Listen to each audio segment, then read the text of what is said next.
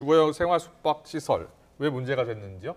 네, 일단은 이 생숙이 생소하신 분들 많으실 텐데요. 이 생숙은 흔히들 레지던스라고도 불리는데 지난 2012년에 외국인 관광객들의 수요 증가에 맞춰가지고 처음으로 도입이 됐습니다. 제도가 도입이 됐는데요. 취사가 가능한 숙박시설로 활용이 됐지만 특별한 규제가 없다 보니 사실상 이 주택으로 쓰인 경우가 많았고요. 문재인 정부 시절에는 부동산 규제 강화로 인해 아파트를 대신할 투자 상품으로 주목받기도 했습니다.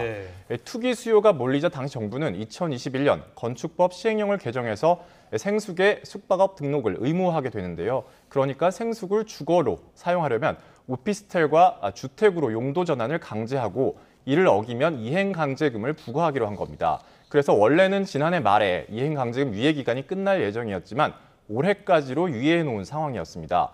이에 따라 전국 생숙 가운데 5만 2천 실 정도의 경우에는 이행강제금을 내야 할 처지였습니다. 네, 좀 곤란해진 사람들이 많았을 것 같은데 그래서 정부가 이에 대해서 지원 방안을 내놨죠? 네, 그렇습니다. 이와 관련해서 국토교통부가 맞춤형 지원 대책을 내놨는데요. 그러니까 앞서 말씀하신 대로 앞으로 이 신규 생숙의 경우에는 주거 전용 가능성을 원천적으로 차단하기로 한 대신에 기존 생숙에 대해서는 용도 변경 등을 통해서 합법적인 사용을 지원하겠다는 겁니다.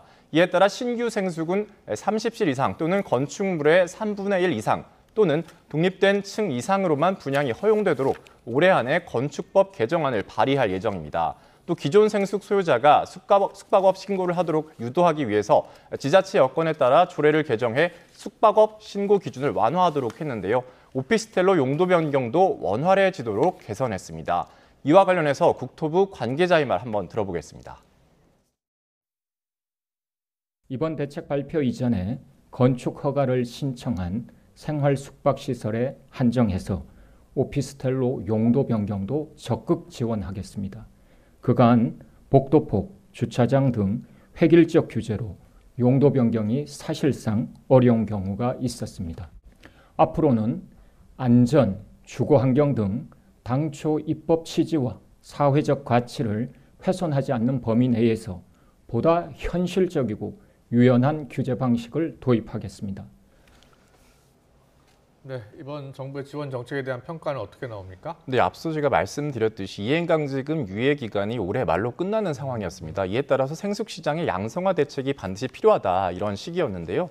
이에 따라서 적절한 시점에서 나왔다라는 평가가 나옵니다. 지금이라도 이 생숙이 정상화될 수 있도록 완화 정책이 나온 건 시의 적절했다라는 평가가 나오고 있고요. 지난 정부의 과도한 부동산 규제로 인해 불거진 문제였던 만큼 선의의 피해자를 구제한다라는 측면에서 긍정적이라는 의견도 있습니다.